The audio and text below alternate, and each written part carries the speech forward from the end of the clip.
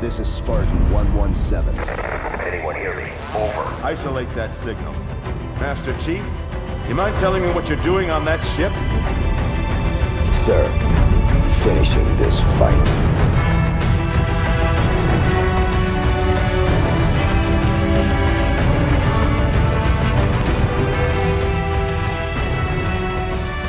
Welcome back to Finish the Fight, a Halo podcast. I'm your host, Jesse Reiners. And I'm your host, Alex Kendall. And today we have yet another bonus episode for you, and this one was voted by our amazing patrons. Yeah, it's one I've had on the list because I thought it would just be more of a free-form, fun one for us, and you guys finally voted for it, which is pretty sweet. But yeah, for no further ado, we're going to be ranking the Spartan IIs. Yes, definitely something that Alex and I actually have been talking about how we were going to do this for a while, and definitely, as you said, kind of have fun with it. Yeah, and obviously, all these numbers are canonical. This is the actual ranking that should be there because some of these people are garbage and some are great. But no, honestly, it's just a fun thing for us to talk about and for you guys to completely disagree with. Exactly, yeah. Keep in mind that this is our opinion. We're not saying that this Spartan is better than the other, true and true. This is just how we feel. So before we start talking about the ranking criteria and the Spartans themselves, let's do a quick history of the Spartan IIs. So the Spartan IIs were the second class of training and augmentation experiments to fight in the human insurrection civil war. Now, the call to initiate the Spartan II project, or Generation 2 of the Orion project, started in 2510 once the Carver findings were examined, showing growing hostility in the outer colonies that would lead to an inevitable civil war. And originally, the project would have 300 candidates, but would later be dwindled down to 75 due to budget cuts. We all know that. We know how life works. you want to abduct 300 children, you can only abduct 75. It's a tough compromise. Well, it's even worse.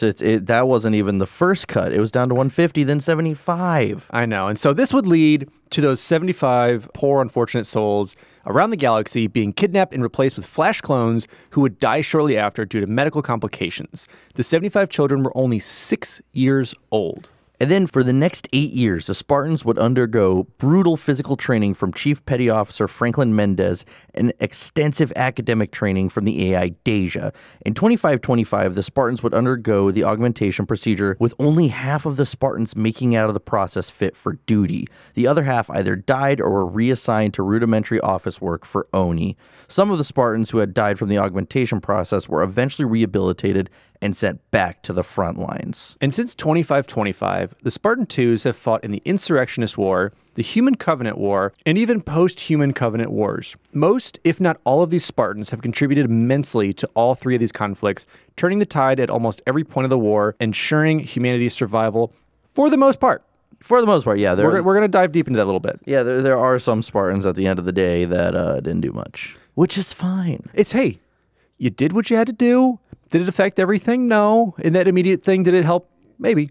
It's kind of like if I were a Spartan, I wouldn't have gotten much done. So no, you'd only be half the armor. So, so how about you go through the ranking criteria, Alex? Yeah. So this is the uber budget version of Brian David Gilbert's Unraveled series. If you ever watched it on Polygon, it's really awesome. He is incredibly talented and super smart and just so witty with it.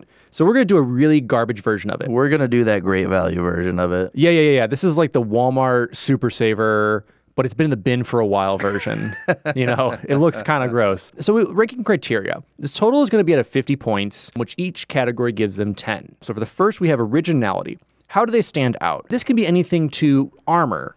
What are their special abilities? Are they personable? Various aspects that kind of make you think, oh, I know exactly who that is when you start to think of their name. And then we have the impact on the Human Covenant War specifically. So this is kind of centered around where a lot of these Spartans have either served or they served a time and died, or they died kind of right at the start of it. So I kind of wanted to make it kind of right in that middle sweet spot. And if you made it through that, great job. You're good. You're good for us. Yeah. And then we have survivability. So a little bit different than the impact. Are they still alive? And how did they die? So if you're still alive, great. There's your points. If not, how did you die? And was it let's say hero's death? Were you trying to save someone? Did you use your armor to blow up some elites? You know, like what are your aspects with it? Or did you trip and fall down a hill and break your neck or something?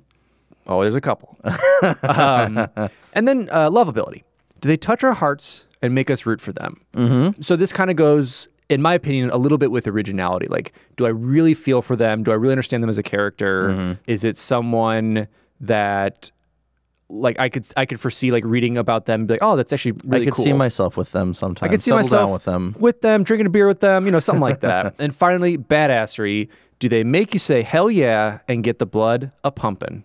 Yeah, absolutely. I love this list. So without further ado, let's go into ranking the Spartan IIs. Now, warning, there are some spoilers ahead that, you know, discuss material that we maybe haven't discussed yet. We're covering everything in the order it was released. Yeah, so we're going to be hinting at some future events, especially like the Thursday Wars, anything with like the Didax that's kind of be in the future stuff that we'll see later on. I touch on it a little bit just so you get an idea of kind of who they are as a person, but I'm trying to keep it as spoiler-free-ish as we can. We're trying to keep it vague enough. Yeah.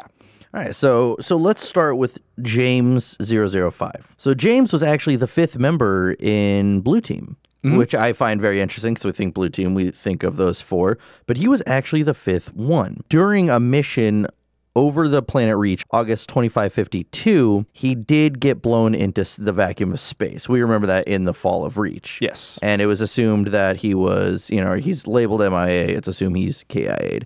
So, you know, as we say, he's a 4th member of Blue Team. He fought the Covenant on Jericho 7 in 2535, and he fought the Covenant on Sigma Octanus 4 in 2552, where he had his left arm burnt from the elbow down by a hunter's blast. I completely forgot about that. I know. So like going through this, I kind of reiterate a lot of these characters and like, oh yeah, that did happen. So this is when they're going to the museum. Yeah, and they're trying to discover like what's there. And those hunters are kind of huddled around this kind of glassy object. And so yeah, so he takes a blast, left arm from that elbow just vaporized. Yeah.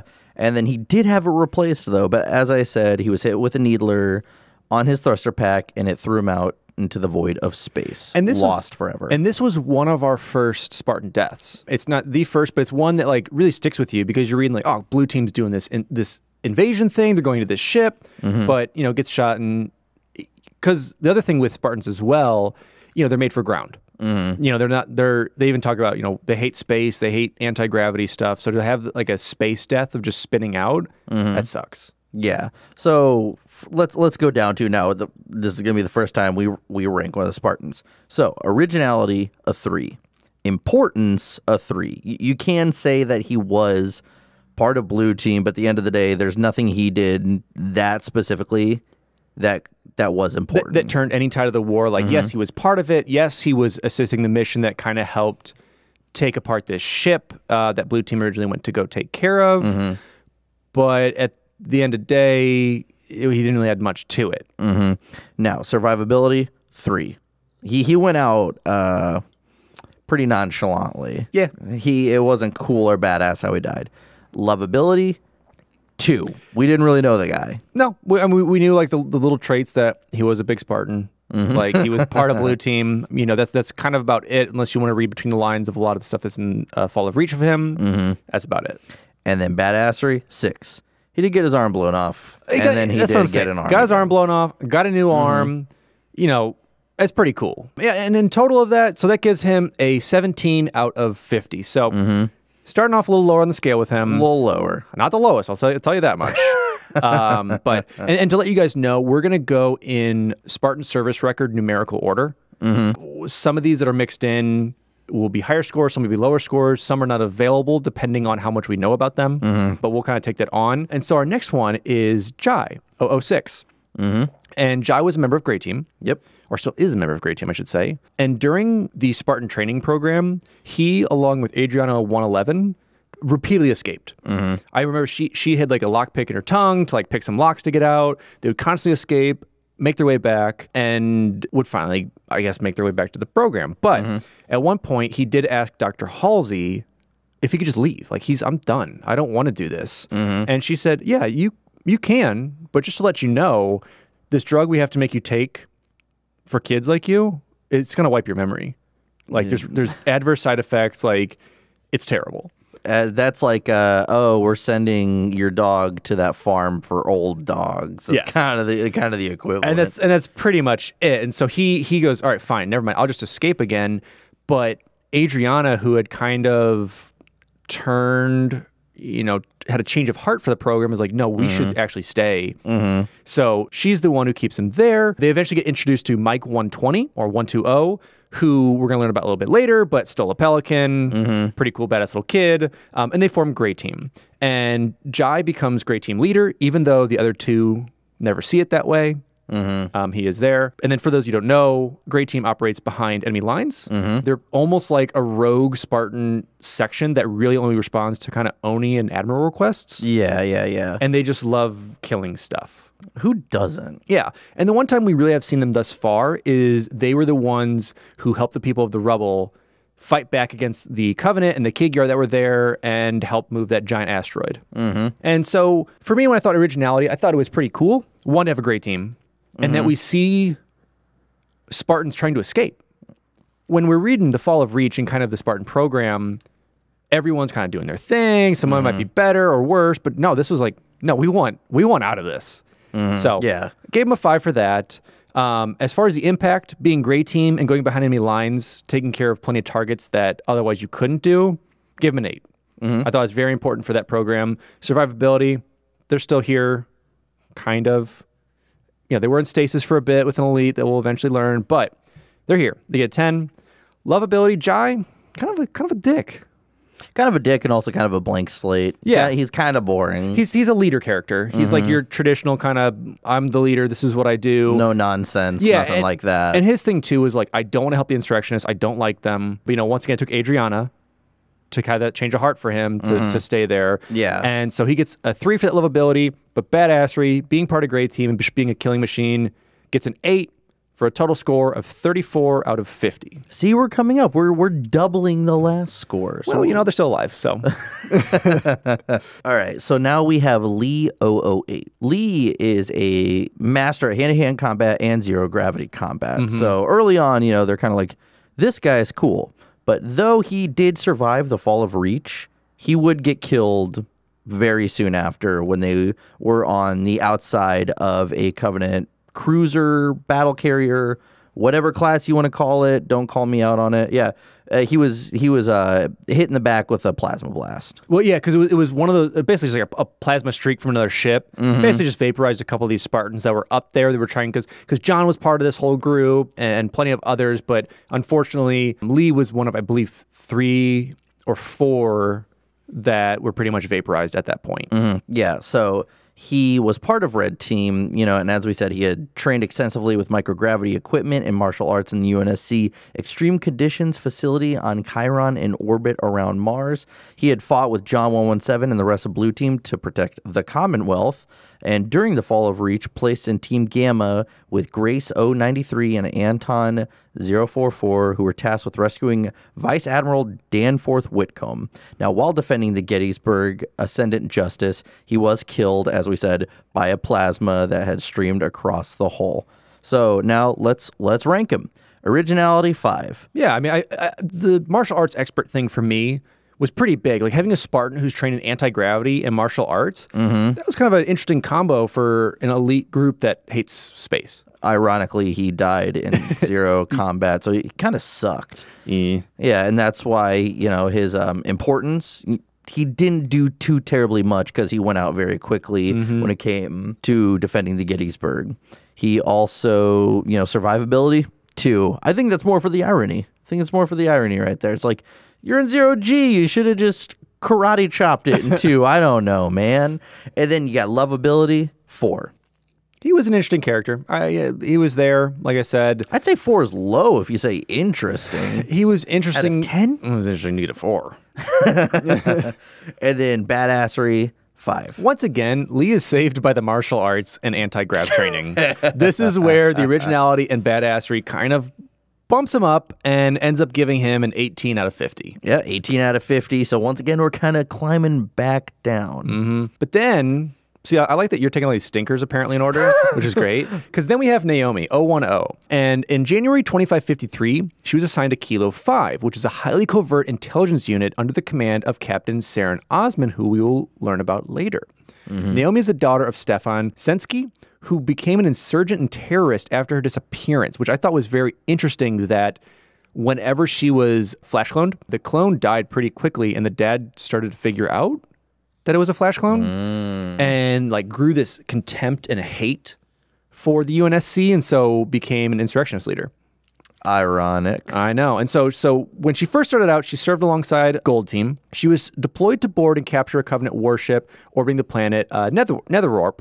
A lot of the Spartans, this is kind of their first mission to go take care of. So she was part of Gold Team for that. So she ended up had a really quiet record as far as stories of her during the Human Covenant War. She had an easy ride. She kicked back, honestly. Lazy. You know how it is. Survived the Human Covenant War, and like we said before, with Captain Saren Osman kind of bringing her on this covert mission with Kilo 5, she captured a Sangheili eavesdropper, just like hand-to-hand chokehold. How dare he listen in? Yeah, and so they were tasked. Kilo 5 has a whole long story, but they're basically tasked with starting this kind of Sangheili uprising to kind of keep the elites away from humans. Yeah. To kind of bring them back. Yeah. That's a giant summary of Kilo 5. But there you go. Spoilers. Yeah. Now I don't have to read it. There you go. So with Naomi, I gave the originality a 5. Once again, her story was interesting a lot because of her father. Because in Kilo 5 kind of story of it, she does go and learns that her father is an insurrectionist leader, because she didn't know until she like kind of knew her family again. And so she actually takes time and she wants to learn who her father is. So that's kind of cool. As for the impact, a 7. She survived the war. She plays a huge role after it. Yeah. Kind of helping the humanity in and of itself. Survivability, a 10. You know, she kicked back, ate some Doritos, and then was like, oh, I got to go on a mission now after the war's over. Lovability, I thought it was very interesting and touching that, once again, she wants to visit her family. She wants to kind of revisit those situations. She ends up figuring out who Captain Saren Osman actually is and kind of appreciates that. You know, deals with it herself. And then badassery, right along the middle, 5. She's a cool Spartan.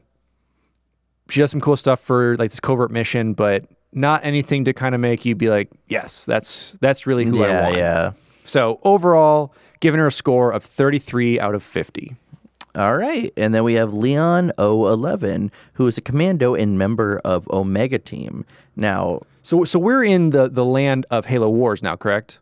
I believe so. Yeah. You know, formed Omega Team with Robert 025 in August 099, and Omega Team defended many colony worlds that were threatened by the Covenant, survived the Human Covenant War, and specializes in close quarter combat and uses a custom energy sword, because that's pretty cool. Because why not? Because why not?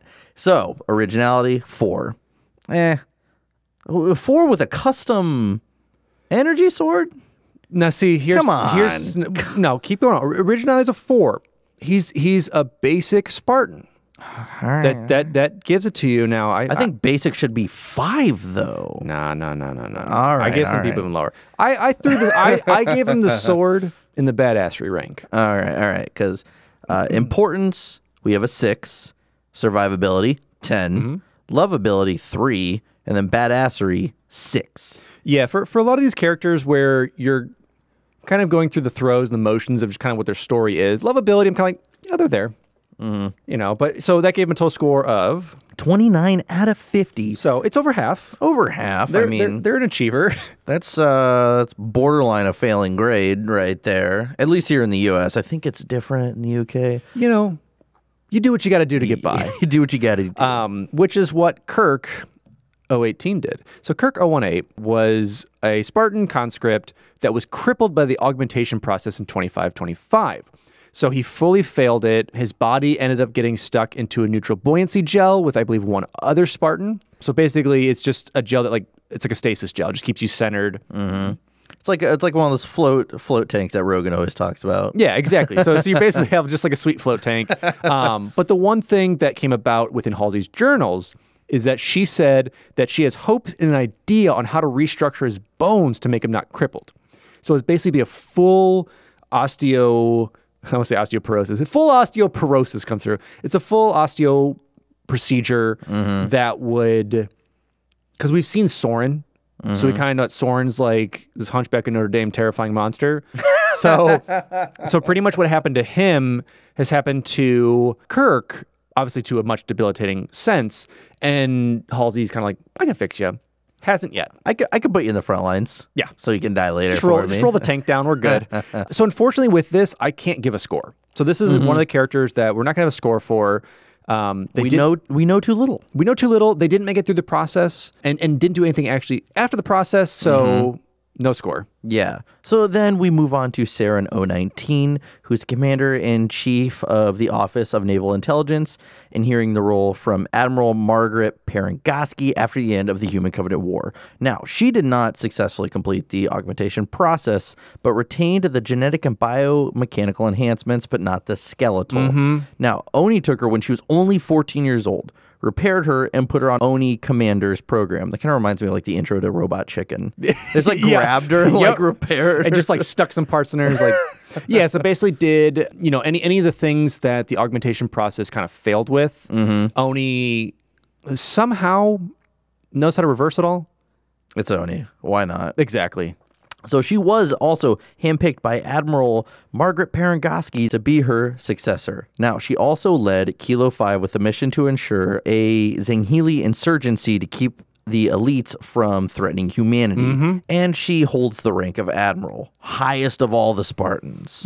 So this is, like we said before, Captain Saren Osman. So she adopted Osman as her name, kind of like, I love that Oni, instead of getting rid of any of the first name, they go, you now have a last name.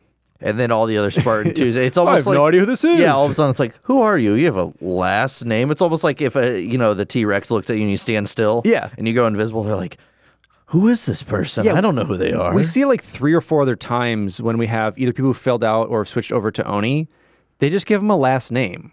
And it's like probably Kurt had that. Yeah, Kurt was on the spot. Yeah. Kurt was like, this is what you're called now. All right, so when it comes to originality, Saren got a 7. Importance, she got an 8. Leader of Oni, they might be some not nice people, but they've also done some good things. Yeah, and for a quote-unquote washout to now head it, I mean, that's pretty big. Now, survivability is an 8. Now, I did say earlier that if they survive the Human Covenant War, it's a 10. However, she's not a Spartan. Loophole. So if she trips down the stairs, she might die. So if people can trip down stairs, not a 10. Now, lovability, 3. Because she's Oni. She's Oni. She's cold. Like she's like Perengoski. Like that's if you've listened to the audiobook or read some of the first books, you know Perengoski. Yeah. And then badassery, 6. Yeah, I thought it was pretty cool that, she still kept a lot of those genetic modifications, rose from being what a lot of people would see as like, I failed this, but she's like, no. I'm going to head this. And Oni brought her on, groomed her, and now she leads, covert ops to basically secure humanity and make sure that it stays safe. Yep, that gives her 32 out of 50. Yeah, and so that is our first Spartan, non-Spartan. That's kind of, it's got a score ranking with it. Let's also clarify. It's people who, we were introduced to them or we know of them because they were at one point or another in the Spartan II program. Correct. They at least were, I will say, thought of for the program, because we do have one character who did not even go through it, but still achieved a number. Yeah. So Saren's great. Daisy, on the other hand, a little bit different. So Daisy 023, we met first in her beautiful anime portrayal, and she actually escaped after a few weeks with several other Spartan after their augmentation. And so she escaped and wanted to go back to her family. And we see it in there. And we see that she actually meets up with her clone, which I believe is the first time visually we ever see it. Yeah, I think ever see a clone. Yeah. Yes. And so Caesar clone, and they all kind of had, I don't want to say a plan, but like in their minds, an idea, I'm going to kill this clone. take my rightful place type thing. Yeah, well, I think it was like spur of the moment because I think they just thought they were going to go back to their families. Yeah, because they didn't know about the flash cloning process. So it was like a fight or flight process. And so she actually drew on it. The clone, weirdly enough, in the anime, like they do, is like, "Oh, hello, how are you? Hi, friend. Yeah, how are you doing? I had dreams about you. Here's a bear." And so she gets this little bear keychain, which she has a kid, so it's kind of like the same with a flash clone. And didn't kill her. Ends up going back. Goes through the full Spartan training, gets her Mjolnir armor. I think she got like close quarters combat or something armor. Yeah, she got some pretty crazy. Something cool. I can't remember the exact armor, but I always thought that was cool that they threw that in there. Yeah, and it really played out well because she did attempt to help and save this unit, and then she met up again with some of the Ralph, thank you. She met, these people. Met with Ralph again. And Ralph, we'll learn about in a bit, who's actually as a Marine, who was actually going through the program previously. Unfortunately, the Pelican they were escaping on that Ralph and the Marines got onto was detonated by fuel rod cannons, and she died to a measly needler shot to the chest. Yeah, well, it was 3 total. She got like 3, 2 exploded, 1 didn't. The bear didn't save her. She's trying to lasso it, I see. And so overall, with Daisy, I gave her originally a 7. It was different. We see that she has a personality. She was able to go see her clone. She has some sweet Call of Duty charms on her armor, which we don't see really anywhere else. Basically, what we're ranking is, did you have a Legends short about you? No, next. No, exactly. Visually, can I see something cool with you? And obviously, it helps to actually have it visually, but it does stick out when you're talking about Daisy. You know exactly who she is. You know the kind of backstory behind her, and it's the first time that we're actually seeing the story of someone, 1, escape, and 2, go visit their family and things like that. So I thought that was just really interesting. As for importance, a 3. She really didn't have a huge impact in the war. No. She actually caused some people to die. They could have flew away without her. Yeah. I blame her. Survivability a 3. She made it through the Spartan program. She came back. She didn't kill her clones. Like mentally, she still survived herself, I guess. Still died. Lovability 6. We see her story. And you feel for her, like she's met herself, basically, who stole her life, kind of. Yeah, inadvertently stole her life. Yeah, and you see her accept that kind of repentance by taking that bear charm and like wearing it with her. And not killing her clone, shooting it in the face. Yeah, because there's others who did. And badassery, across the board of 5. I thought it was... I think that's a little low, man. She did some cool stuff in that short. I mean, she did, but I would say... backflipping 20 foot in the air? Come on. I gave it because she was doing some cool pistol shots upside down with a needle explosion in her chest. But I think that's low, my friend. Hey, what would you say? Agree to disagree. I'd say 7. I'd say 7. All right, you know what? I'll compromise 6. Okay. We'll bump it up a little bit. Okay. And that'll give her a final score of 25 out of 50. Flat across the board. Flat across the board. All right, I'll take that. All right, now we have Robert 025. And of course, he is, we mentioned, he is a part of the Omega team that was formed with Leon 011 in August 099. And, as we said before, Omega team had defended many colony worlds that were threatened by the Covenant, and he survived the Human Covenant War. A character we don't know too terribly much about, but we know enough that we can give him a rank. Yes, I was going to say, like, with these characters you're going to see with Omega and a couple of these other teams that we just see kind of grouped together, they're going to be pretty similar. Yeah, so originality, 4. Spartans in and of themselves are original concept, but amongst the crowd, not so much.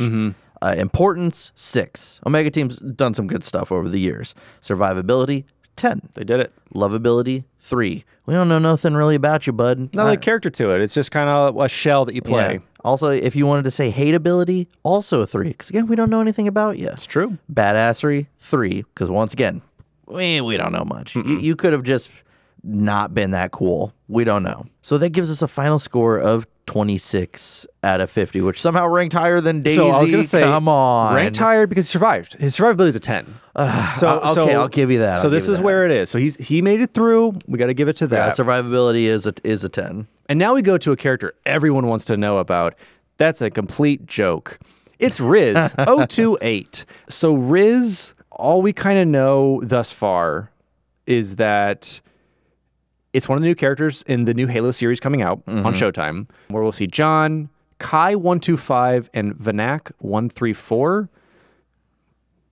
There you go. That's it. So a new Spartan coming out, pretty exciting. We'll get more obviously in 2022, 2021, 21, I think. I was about to say 22. Hey, if you got to push it back, if you got Cyberpunk 2077, you know how you got to do.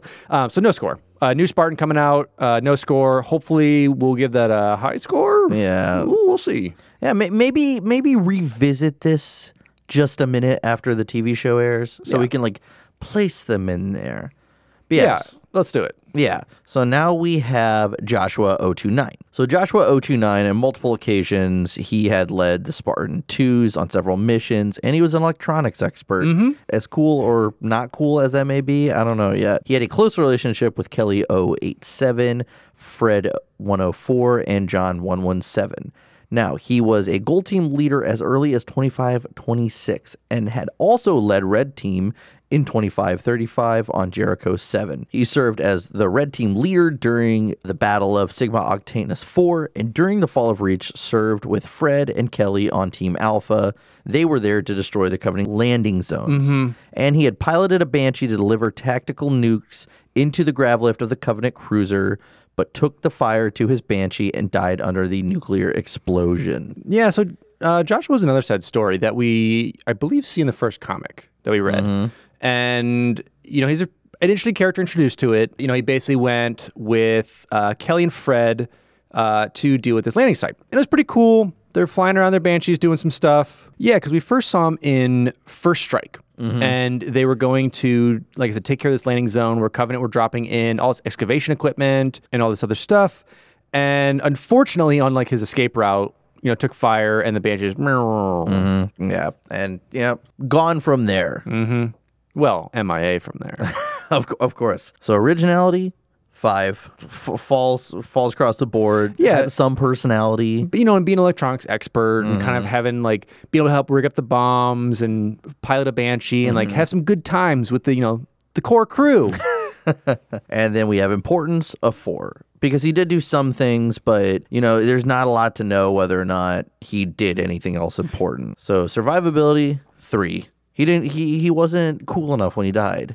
He didn't do anything important when he died. It was doing something Yeah, they already put cool. the thing in, you know, it just kind of fell. Didn't make it. Lovability, 4. All right. And I'd even rank him a little lower, maybe even a 3, but we'll stick with 4. Badassery, 6. He, you know, can rig up a cool Walkman or something, and then Yeah, that's what he's there successfully for.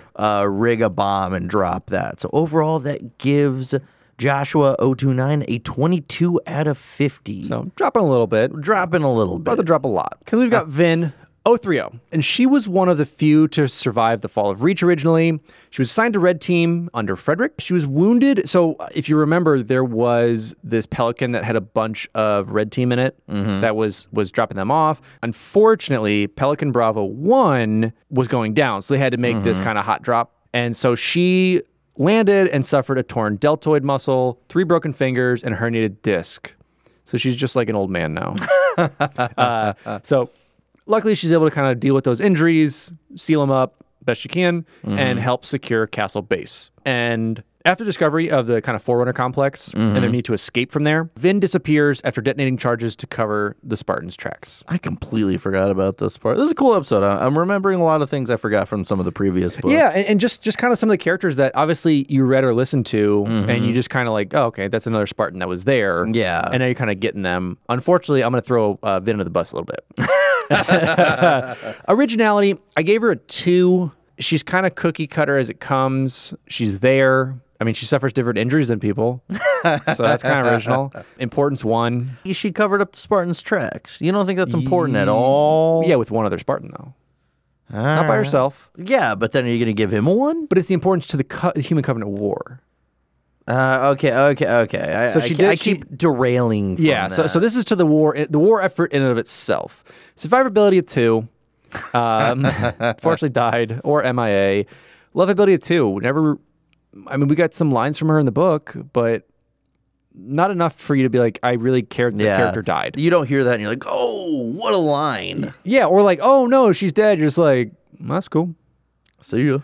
Badassery 2. I mean, she did stay behind to kind of detonate those things. That's about it. I would have bumped that up.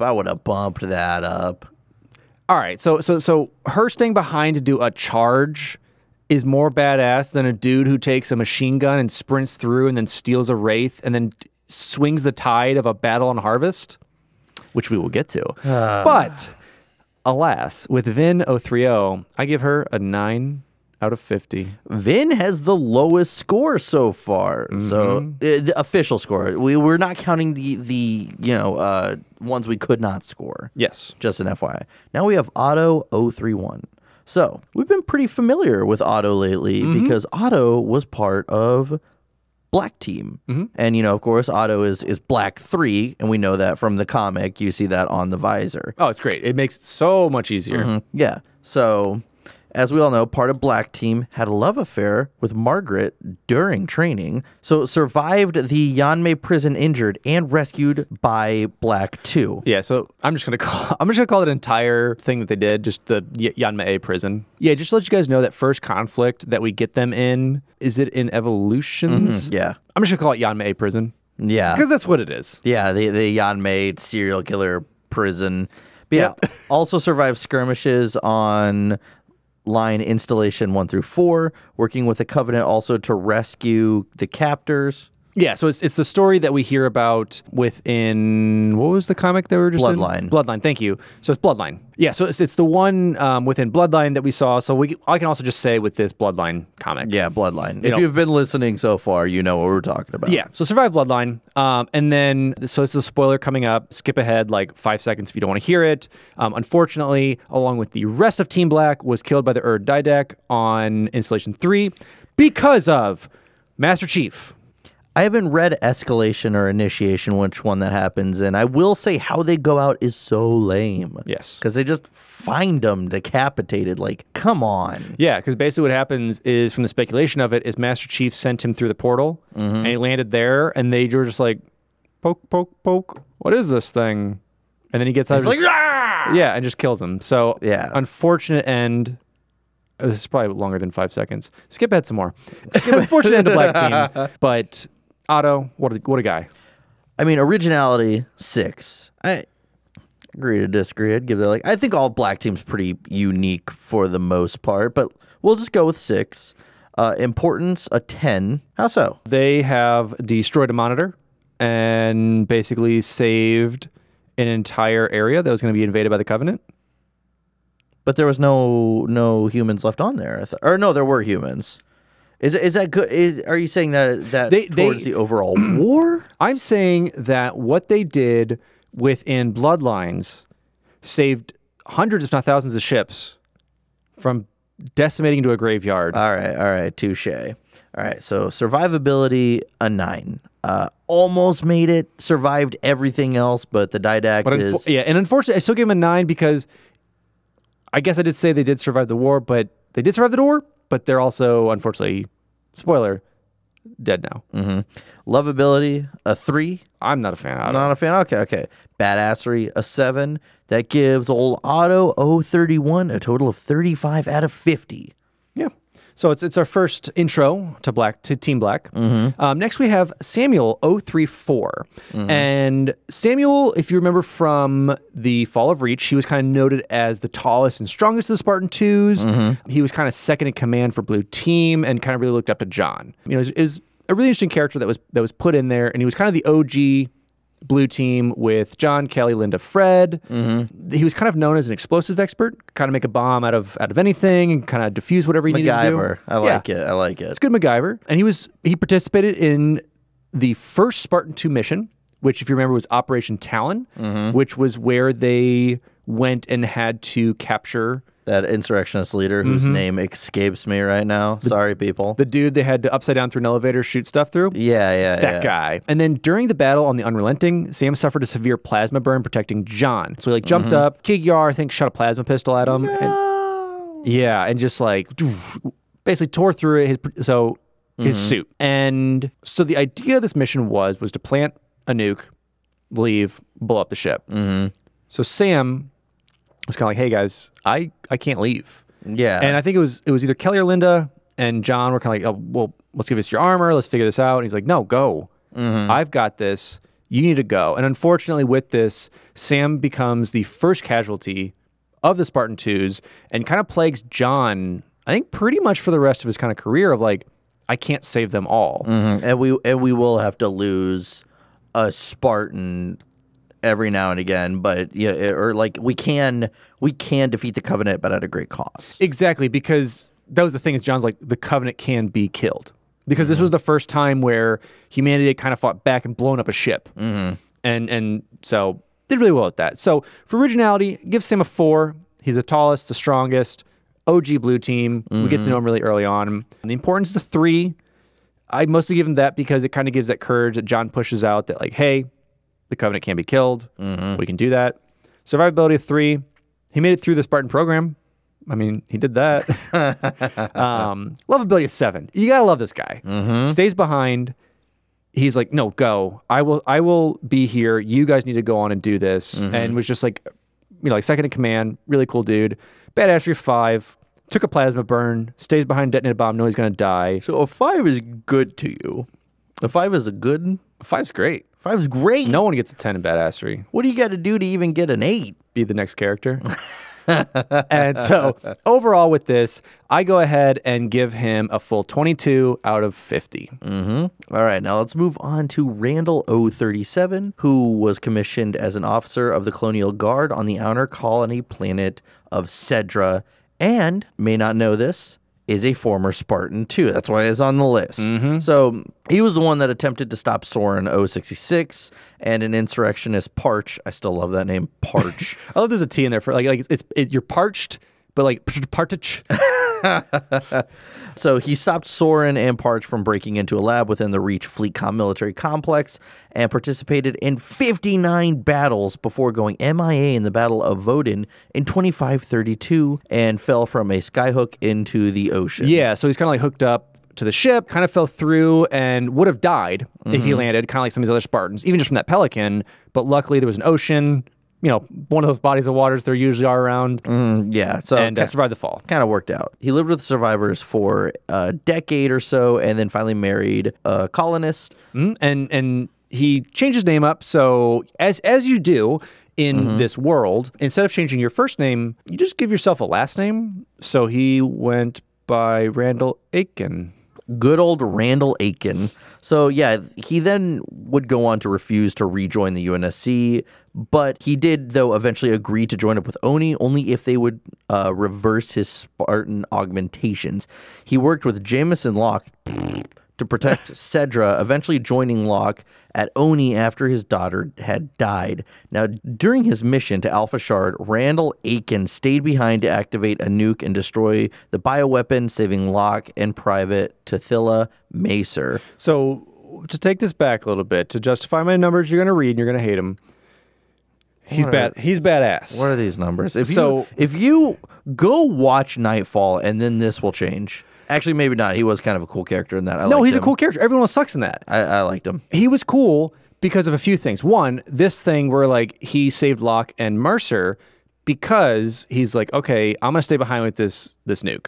And they're like, no, we're gonna draw straws like they did in 18th century pirate times. Yeah, don't do eeny, meeny, miny, mo at that part. And so, he did the thing where it's like, all right, we'll draw straws, and like he took his daughter's necklace. He kept it because she died of an infection, but he loved her.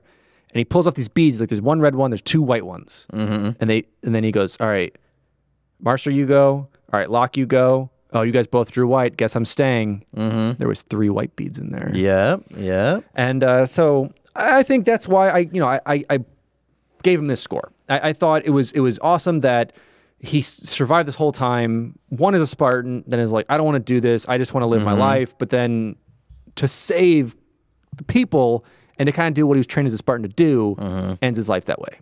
I thought it was a cool story arc. All right. And so for that, like that's why I give him originality 8. It's one of the ones that we're seeing that was a Spartan, went MIA kind of like Kurt does, but does it like on his own terms. He like it was like an accident. Yeah, and just like, all right, I'm done with this lifestyle. I don't want UNSC. But then his wife dies during childbirth, and his approach is like, all right, let's save your colony. All right, never mind, just join Oni and let's go save the universe type thing. Also with Nightfall, that's where we see one of my favorite Doctor Who ripoff aliens. And I love it so much. Total aside. Importance 7, obviously fought in the war, fought to protect this planet, and destroys this bioweapon that would have kind of, suffered with humanity. Survivability in 8, he obviously does die, and he's not a Spartan anymore, but he survived fall from space, survived all these years. Lovability is 6, like I said, more that kind of family aspect of like wanting to be with his family, wanting to save those people, and sacrifices himself. And badassery an 8, because he blows up that bomb, and survives a fall from space. All I'm saying is you gave old Samuel a little less on that, and he detonated a bomb too. Did he survive a fall from space? All right. So out of this, from a character that's a little more complex than your traditional Spartan, of kind of, we're seeing a lot of aspects of more that emotional and kind of like fighting your mental side of it. I gave him a 37 out of 50. Oh, go ahead and at me. Is that our highest rank? Go ahead, son. And at me on that. Oh, I'm man. fine. Oh, Randall's man. up there for me. He was somehow in the worst live action thing that we've seen from Halo yet. Oh, you somehow hey, gave baby, him the highest score. We got a year to see if that changes. Well, now let's move on to Isaac 039, who was a friend of Vin 030. So was assigned to Red Team during the fall of Reach under Fred 104, helped secure Castle Base. So, after everyone discovered that Forerunner complex, Vin and Isaac disappeared after detonating the charges to cover the Spartans' tracks. So originality, 2, kind of a blank slate. Importance, a 1. Survivability, a 2. They survived 27 years in the war, though. Yeah, but not to like any of our knowledge of doing anything cool. True. So like I'm rating these not based on the years that they're kind of going through it, but what we've known about them and kind of what they did in the war that we know of. So then we have lovability 2 and badassery a 2, giving poor Isaac 039 a 9 out of 50. Should have done more. And then we now also have Douglas 042. And Douglas was originally killed off. We learned later on, I think in more recent years, that all of Red Team that we see in Halo Wars and Halo Wars 2, they did die during the augmentation process, but they were eventually revived and brought back into service. So, they participated fighting the battle against the Covenant, would make sure that the Covenant would not get their hands on those Forerunner fleets, along with the second battle at the Ark. So I think, Red Team has been very important to the Human Covenant War, because as I said, if they would have gotten their hands on that Forerunner fleet, humanity would have been dust very, very quickly. So with that being said, originality, Douglas gets a 5. Because for the most part, Douglas is kind of a blank slate, doesn't have too many lines. All right, so just so you guys know, most of those other things were mine. And then when Jesse gets 2, he's kind of a blank slate. He gets a 5. I don't think 5 is a good score. 5 is a good score. 5 is getting halfway up there. If he's a blank slate, it's like a 2. Right. Importance, I feel, is an 8, as I said, because they helped in the battle that ultimately saved humanity, in that conflict. Survivability, anyone who died and has come back to life gets an automatic 11 from us. So 11, lovability, 5, badassery, an 8, with an overall 35 out of 50 score. Yeah, way too high. I'll accept it, though. All right. I'll accept it for now. For now. So then we have Will 043, who was assigned to Red Team during the fall of Reach under Fred. He helped secure Castle Base, like most of the Spartans did. Ended up surviving Reach, escaping on a spirit to the captured Ascendant Justice. Designated as Blue 5, he served in Operation First Strike. And he was one of the ones that was deployed to Earth, to Havana, Cuba.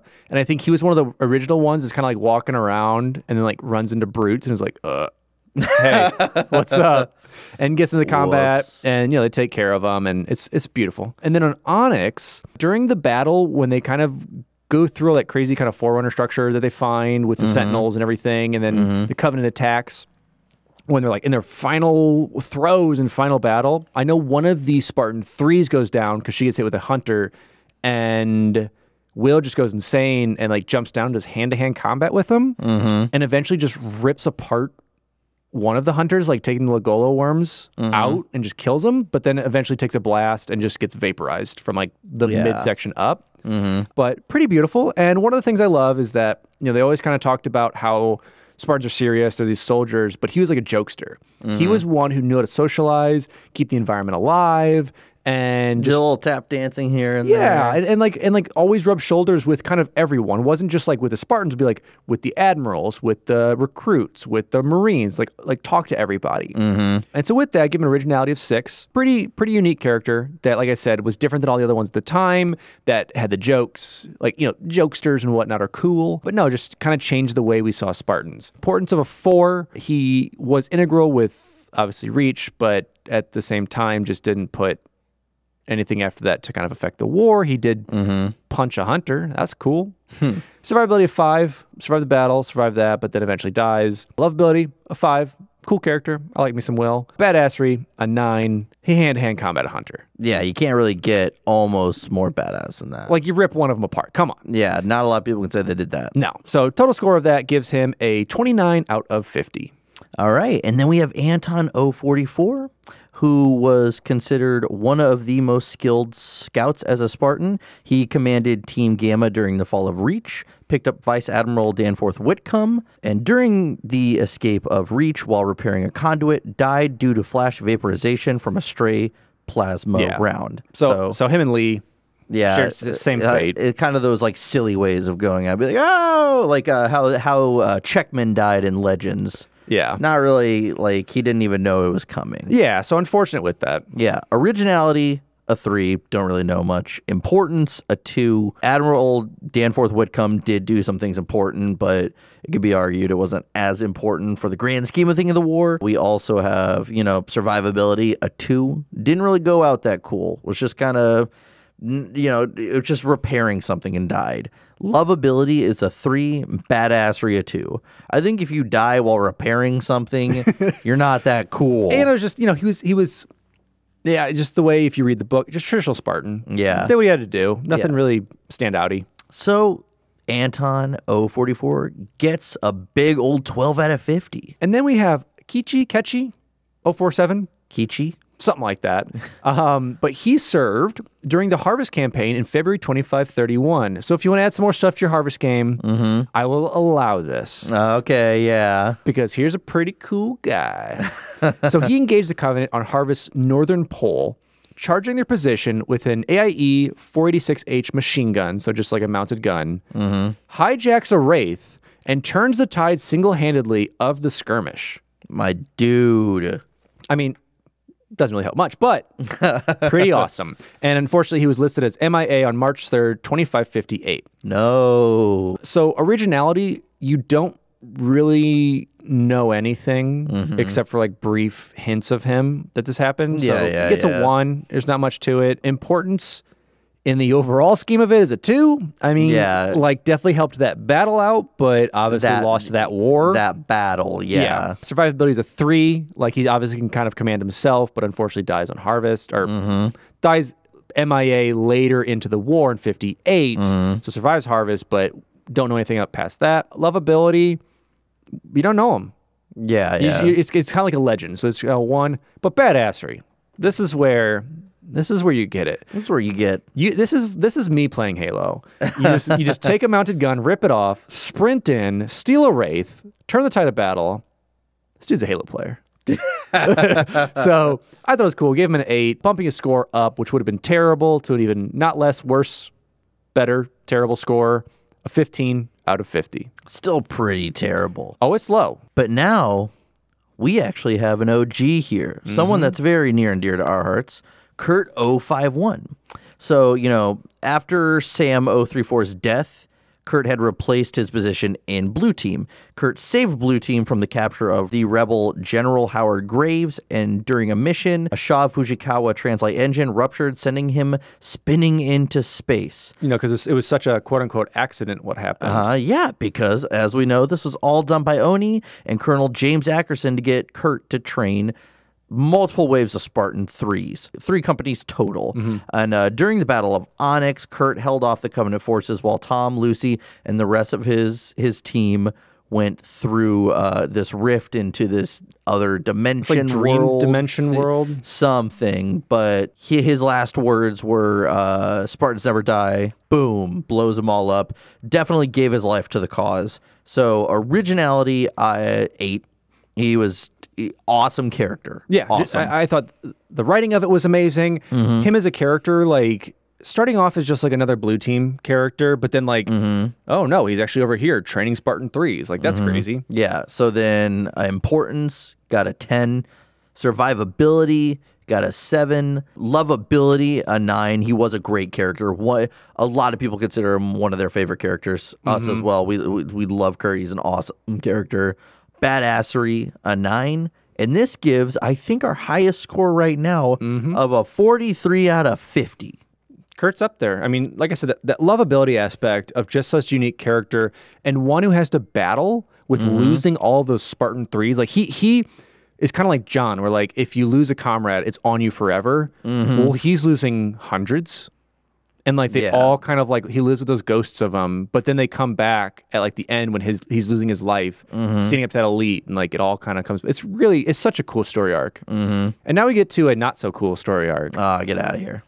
I'm just saying, unfortunately, for this guy. Unfortunately, Unfortunately for this guy, we're on to George 052. He was attached to Special Warfare Group 3. He kind of bounced around and eventually became part of Noble Team during the fall of Reach with call sign Noble 5. Heavy weapon specialist. He's a big boy with a big old gun. Kind of a giveaway when you see him holding the big gun. For those of you who don't know, he's the only Spartan 2 that's part of Noble Team. And he sacrificed himself to stay behind to activate a bomb that helped open a slip space rupture in the center of the ship, kind of tearing it apart, thinking that that was the main vessel that they would have defeated the Covenant fleet. He was saving the day. He was saving his home planet. Yeah. And so he was going to do it. And then unfortunately in the cutscene later, we see several other ships just jump out of space. And unfortunately, he was kind of all for naught. Yeah. On this, originality, give him an 8. He's a well-crafted character that has a loving heart. He's, as it seems, of Hungarian descent. Yeah. Because I believe even the town he's from on Reach, correct? So the town he's from is actually a Hungarian town that they named it after. So I thought it was really cool. They actually put like a little bit of backstory to him. He's a big old boy. He's the gentle giant. He's the cliche gentle giant. Exactly. So he kind of lives up to that, which I really liked. Importance of a 3, unfortunately. He tried, but unfortunately did not lead to much. Survivability of 4. I mean, under that beefy armor, he's still human-ish. Lovability, though, an 8. You gotta love the character. You gotta love the characters of Reach. As much as I do not enjoy the game, gotta love people in it. Badassery, a 9. He's a dude with a big gun, and he just shoots everything. He mounts up on the back of a truck, stays behind. We've got a couple guys that stay behind for bombs. But I think, he's one that really touched our heart with it. Yeah, exactly. And he threw you out of a ship into a planet. Exactly. So what's the overall score for that one? So good old George, gets a 32 out of 50. He doesn't like Georgie. Don't call him Georgie. I know. All right. So yeah, 32 out of 50. Not bad. Now we have Margaret 053. So this is the leader of Black Team. We are all very, very familiar with Black Team by now. Survived the Yanmei prison, survived and crashed into Installation 1-4, where she was captured. I'm sorry, I'm reading the notes, where she was captured by a jello monster and held by a monitor for study. Yeah, exactly. She escaped by using her helmet to bounce back lasers to destroy her cell and escape with an elite Ref Ptolemy, and helped Black Team kill the monitor Prism. And, unfortunately, as we said, spoiler, skip ahead like 10 seconds, killed by the Didact because of John 117, basically. That's kind of his fault. I love when you take the reins on the notes sometimes. So originality, she's got an 8. Yeah, because I'll justify this. I'll jump in and justify a little bit of this because I know people will question this. They put a whole backstory for these people. So we see Team Black kind of train up. We see them fight Red Team at the time. We see them kind of get a cool other eye and all this stuff. So and then importance, an 8. Survivability, an 8. Almost made it. Almost made it. Lovability, a 6. For some, maybe more than others. You never know. And then badassery, a 9, because she used the helmet. She used the helmet. Like, she's got this eye. She's she's got this eye. She got this eye, you know, and she's quick with it. She's like, I'm gonna blow up that mag that's in this Jello monster, and I'm gonna get us out of here. So I thought it was cool that, first of all of Black Team kind of, all right, elites, we're gonna work together, and then just like, let's get out of here. So then that gives old Margaret a 39 out of 50. That's a higher score. I like me some Team Black. And now we move over to Linda, Our favorite sniper. 058. So obviously we've known Linda from the beginning, kind of an OG with John, with Team Blue, Blue Team. I'm gonna keep switching that back and forth because they switch it back and forth. Has obviously ran on multiple missions with him. Like, I think one of my favorites is when she's like up in, I'm going to give you guys a very, very, really bad description of this thing. But she's basically like pinned up in this rafter, just like taking sniper shots with like the most weird angst, like one leg wrapped around and like straddling it. It's basically like Widowmaker in Overwatch whenever she has to shoot that robot. I'll take your word for it. You know what it is. I'll take your word for it. So I love it. Other thing with her, my favorite zombie. So unfortunately, Linda does die at one point, but Halsey, I guess, gets her into that stasis fluid fast enough that it kind of doesn't deteriorate her. Yeah, Spartans deteriorate over time, like or they have a longer death clock, I guess, than humans.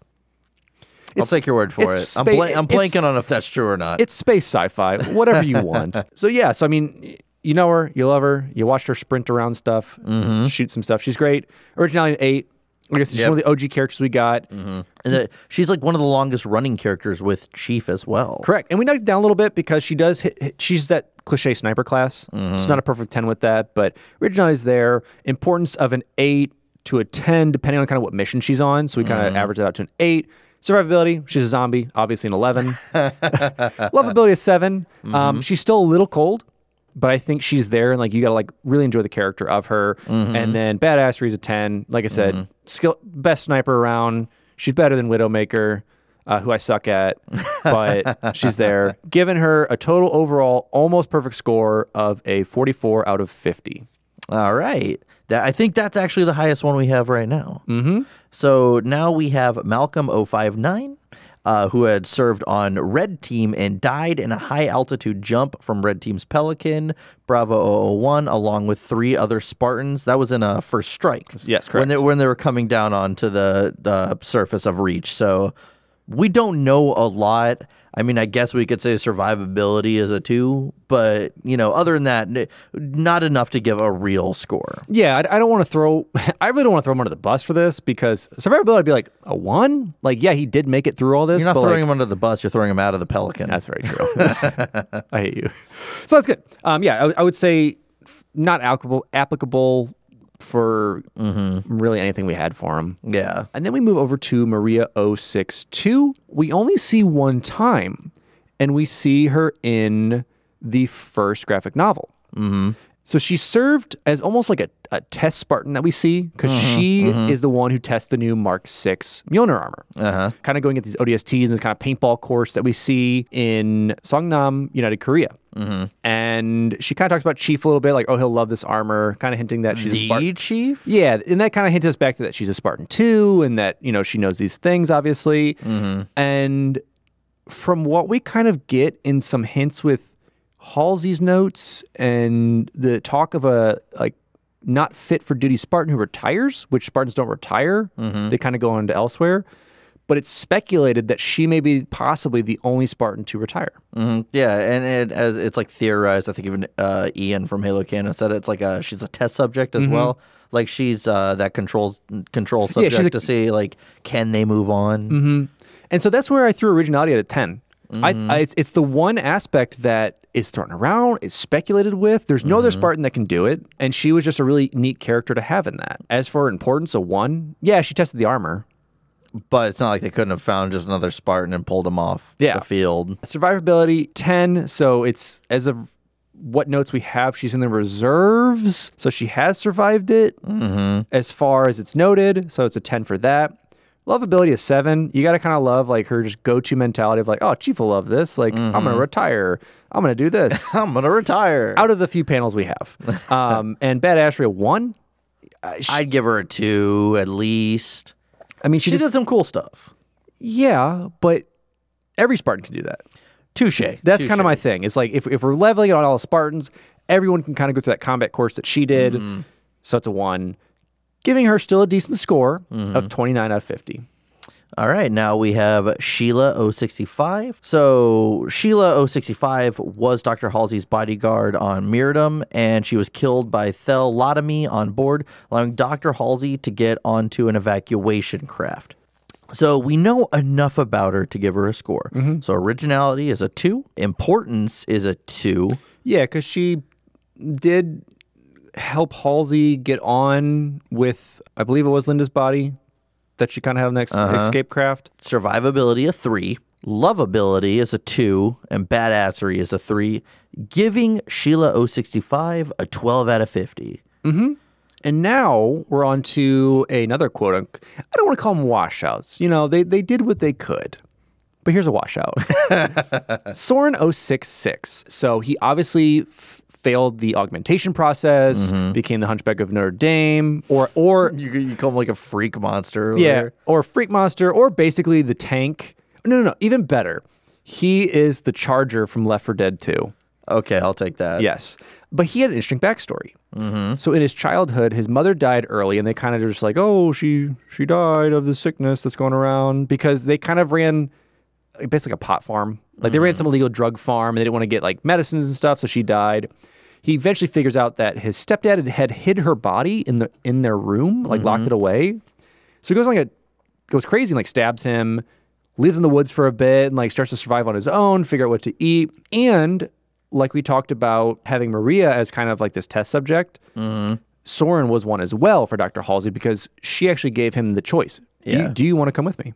Do you want to do this program? He's like, I'm homeless. Of course I want to come with you. What kind of question is that? Yeah. I ate squirrels. I ate squirrels, these weird mushrooms that they also eat. So enters the program, and you know, at kind of each integral part, Halsey asks, do you want to go through with this? Do you want to do the augmentation? And gives this thing of like, you don't want to be left behind. So kind of like forcing it a little bit. I should play mind games with him. Oh, 100%. And so he goes through it, unfortunately becomes a Charger and goes and charges through and gets tranked by Mendez and some other guys. They kind of lock him away and like, yeah, you're a disgusting monster. Here's a desk job. They didn't say that. Here's a desk job. You're projecting your own feelings on this poor deformed person. It sucks, but he's a monster. So he gets this desk job and he starts to hate it and kind of resent that he's not being used. He's like, I could use my one giant arm to smush some stuff. And stop. And so unfortunately, your bro starts to radicalize him. Bro Parch. Parch. So Bro Parch is kind of like, hey, I got a thing for you. There's these people who will love you. You can do your job. Plus, you don't have to be part of the UNSC, and kind of starts to radicalize them. I think it's over like weeks or months or something. Yeah, I think so. And like a slow burn, essentially. Yeah, because Soren never wants to be left behind and wants a family. That's kind of what he's always wanted. So he starts to go with them. They try and steal from the UNSC, and then that's where we find Randall before he becomes super badass. They attempt to escape, and then Parch ends up getting shot. Or no, he just gets shot. Sorry. They get hit, and he dies of like going down. Trauma and like all that stuff. I'm not a doctor. Yeah, and so it crashes, and they never discover the remains of Soren. So it's kind of inferred that he went back into the forest of Reach, and now he's George of the Jungle. Yeah. Well, he's supposed to be in the upcoming television show. Yeah. He's supposed to be the leader of the insurrection, which I don't... Cool. Hunchback of Notre Dame 2. Fall of Reach. I'm just going to say right now, I disagree with that. I liked the idea that he just disappeared in the woods. Why not just have it be a story like Legends? Why not just have it be a one-off thing that's like, that's cool. You see a failed experiment. Yeah. Let it be. But is it because they're like, oh, we haven't seen this character in a bit. Let's dig up this creepy, gross thing. And here's the thing. Will they make him creepy or gross? He'll probably be normal. Oh, if they do, I guarantee. If they do, I'll scream. Either he'll be normal, or he'll be like, he'll hold one of his shoulders up while he's acting, like, and one of his eyes will be a little squinted. Yeah, just one. 100%. They'll be like, oh, actually, the insurrectionists discovered how to reverse everything like Oni. There you go. So, all right, so let's get to his score. Originality gave him a 5 because obviously he has a really interesting backstory, a lot of stuff that goes with him. Importance, as far as the war, 0. Yeah, grand scheme of things, nothing. No, like it definitely helps Halsey in her sick ways play with these kids, but that's about it. Survivability is 7. Obviously, we don't know his fate. Now we kind of do with this show, potentially. But I would say it's a 7. He survived the program, but he's disfigured. Wasn't fully a Spartan, but kind of still has that super strength of it, but knows the woods, knows how to eat squirrels, and then the squirrels mushrooms. Lovability is 6. You got to get behind him. Like, all the trauma he's been through and kind of what Halsey's kind of forced on him sucks. And badassery, I gave him a 2, mostly because his strength is there, but I think he still has that mind of a child.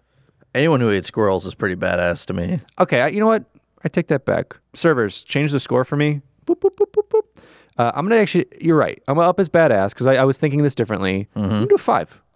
Oh, okay. I'm going to bump that because he did survive all that. He's now surviving in the woods potentially. I'm going to bump that to a 5. Okay. And that'll give him a total score of 23 out of 50. So bump them above that 20 mark. Okay. I respect that. I respect that. All right, now we have Solomon 069. Here's one of my favorite scores. Oh, my God. So served in Operation Warm Blanket, which is the package in Halo Legends.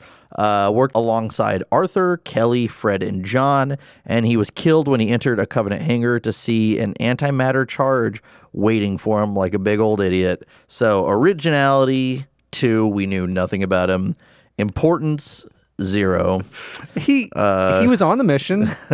Survivability, a 1. He dropped pretty quickly. Yeah. Lovability, a 0. We knew nothing about this guy other than it was a hothead. No one loves a hothead. Nope. Badassery is a 1. Mostly because he charged in first. That's what he gets.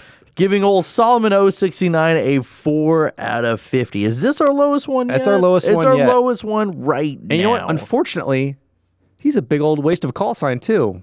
069 is wasted on this guy. What are you doing, 343? All I'm saying is the comic relief could have been 069. I'm just saying. And now we have a slow burn coming up on a couple of these because now we have Cassandra 075, who was severely crippled during her augmentation process, and she ended up like reaching out to John later in life after the Fall of Insulation 4 and was just like, we're here for you. We got your back, bud. Thanks, you weirdo. That's about it. You can't give her a score. A lot of these people who failed the augmentation process, there's not anything about it except for like blurbs in like Halsey's journal or blurbs in like some installation stuff. That's about it. So Cassandra, unfortunately, you are not applicable. Yep, you don't get a score. Arthur, though, you do get a score because so Arthur was the other Spartan that had, spoiler alert, died on Operation Warm Blanket in Legends. So he comes from a crime syndicate family from Herschel, and he died on his booster frame when it was crushed. When it was crushed between 2 ships. At least Solomon kind of died cooler. Originality was a 3 only because he comes from a crime syndicate. Right. I had to bump it up a little bit. That's pretty cool. Importance 0 because clearly the crime didn't teach you how to drive your booster frame. He had one of the most boring Star Wars deaths out there of like, oh no, Red 4, watch out for those 2 ships slowly coming together. Yeah. So yeah, survivability gets a 1, lovability gets a 0 because he's a criminal, and badassery a 1, giving him somehow because the crime syndicate. The crime syndicate it bumped him up 5 out of 50, so he's a little higher than Solomon. The crime syndicate was there. I thought that was interesting. Little bump. Then we have Renee 081 or 081. So she, along with 12 others, was crippled during the augmentation process. She was stuck in a neutral buoyancy gel, just like our dude Kirk, and was stuck there for Halsey to be like, I'm gonna fix ya. But really, you're just gonna be the equivalent of goldfish in a tank. Yes. And so, unfortunately, like him, cannot give her a score. She's not applicable. Yep. So moving on, we had Fahad 084, who was friends with John 117 and Sam 034. Fahad sticks out for me because I think he was a more unique character in the Fall of Reach. He failed the 5th augmentation procedure and developed Parkinson's disease, because I remember at one point they described he's just in a wheelchair shaking horribly. So he eventually published a paper on slip space physics that helped Commander Jacob Keyes to predict the approach of Covenant forces on Sigma Antaeus 4, turning the tide of the battle. One of the 2 Spartan IIs to achieve the rank of Lieutenant Commander. I actually didn't know that. Yeah, so I thought that's cool to see. Because I liked Fahad. Yeah, and I thought it was really cool that these washouts and stuff, they actually did a lot of really important things with them. Yeah. So originality, a 3. Importance. I'm going to change that. Give me a score on your importance. I'm changing this now. What would you say? Importance, I'd say 6. Oh, yeah, I'd bump it up. I've had a little lower, but thinking back on obviously being there to kind of help Keyes with that, and then Keyes in turn doing all this other stuff, and then Keyes dropping cheese. Like, it can all be kind of intertwined. So I would definitely bump it up a little bit more. So let's say a 6. So originality 3, importance a 6, survivability an 8, because never truly was a Spartan. Lovability is a 2. I liked Fahad. Fahad was so enthusiastic until he probably hated the rest of his life. Yeah. And then badassery, a 2. So if we bump it up by that 3, it gives us a 21 out of 50. So he's there. Like I said, I lowered a little bit because we do see him at the beginning, but obviously he fails augmentation and kind of goes on to do, UNSC stuff behind the scenes. And next we have Kelly, 087, another OG. And so Kelly, as we know her to be, is the fastest Spartan that's come out of the Spartan II program. She joined John early on, and they kind of figured their way out, especially trying to get that capture the flag and ring the bell and serving various missions. Kelly was always able to kind of scout ahead as well and get to know the area. And we see her, especially in the package, just like sprinting through and just pulling guns from everywhere and just murking everything. So really cool story. She's obviously still along for the ride that we see, and has been such an integral part in the Halo universe itself. So originality, 7. For me, the characters of the original Blue Team are kind of like your characters in your World of Warcraft. So like you've got like your sniper. This is your kind of sprinter scout. And so it's there. I like it. So It's got her class. Yeah, her class, class skills, stuff like that. Importance an 8. Once again, that kind of differs per mission, but overall of the war, super integral and part of it. The survivability of 10. Lovability an 8. Kelly's awesome. She got a little bit of personality, which is great, and it's fun to read about her. And badassery, obviously, an 8. Giving her a total score of 41 out of 50. So pretty high score. Breaking that 40 mark. All right, then we have now Jerome 092. And, as we all know, did die, was a washout, got brought back to life, eventually found themselves on that Forerunner planet. And again, they were huge when it came to humanity's survival, preventing the Covenant from getting their hands on those Forerunner ships. And then they fought Atriox on the second Arc conflict. So for originality, got a 5, because Jerome is kind of cool, but he's kind of like a different chief. Yeah. Essentially. Importance an 8. Again, can't emphasize enough how important their events in the first Halo Wars were. Survivability is 11, because zombies get 11 instantly. Lovability is a 6, because he gets a little kind of some cool personality very vaguely in Halo Wars 2. Badassery is an 8, and that's the same with the rest of Red Team, because those cutscenes are amazing. Yeah, and once again, it's kind of like what we've seen with like Gamma, Red. All these guys all kind of share that same score, being in like that same type of squad. Yeah, so Jerome 092 gets a 36 out of 50. There we go. And now we have Grace 093. She was kind of a principal explosive expert. She was assigned to Gamma Team with Anton and Lee during the Fall of Reach. And although Anton and Lee unfortunately didn't survive with that plasma skirting blast they got hit with, Grace did make it through, and she unfortunately died during Operation First Strike when a brute struck her in the midsection 3 times with the brute shot, and it was pretty much right when they kind of started. And John ends up setting her armor up as a trap and detonates it, killing several elites and killing dozens and dozens of grunts. And, he kind of makes a remark that, she would have wanted to go out that way, like taking down as many Covenant as possible. My blood splattered on the wall. That's what you need. So originality, I gave Grace a 3. Kind of that explosives expert, but only know a little bit about her. Kind of jumping from the end of Fall Reach to kind of into First Strike a little bit with that. Importance a 3. Survivability a 4. Made it through here, but obviously lost to the first brute she kind of saw. Lovability a 4. Knew a little bit about her. Talked to her a little bit, on the plane. Just, hey, how's it going? But badassery, because of that death blow, gives her a 6.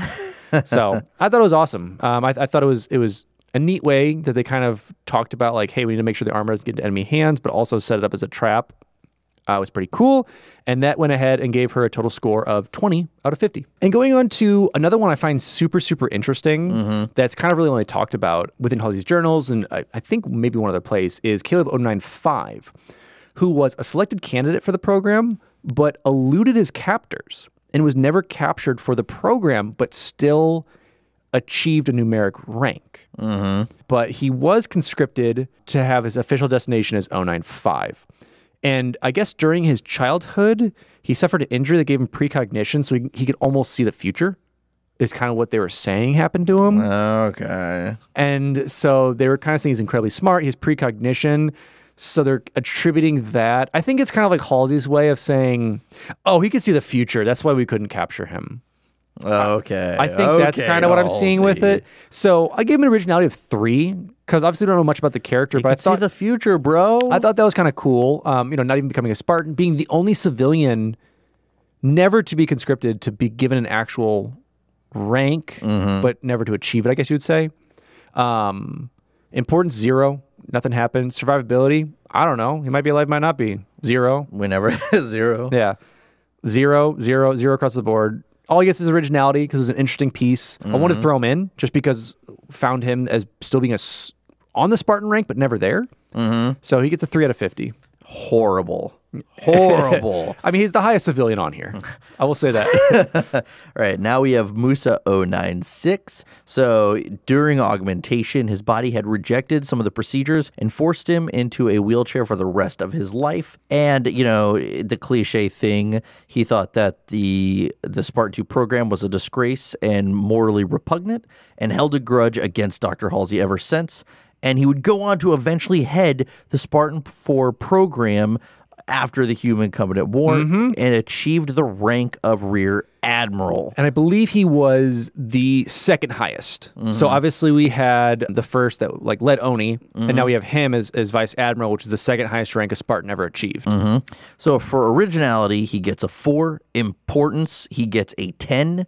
Survivability, he gets a 4. Because he never survived the augmentation process, and he did not do well afterwards physically. And here's the thing: this is not to knock him with disabilities, but if we go to my stair test, he's not going to survive the stair test. Is that just pushing someone down the stairs? Well, he's also in a wheelchair, so he can't even go down the stairs. But yes, it's if someone can die from falling down the stairs. Okay. All right. Lovability, he gets a 1, and then badassery, he gets a 4.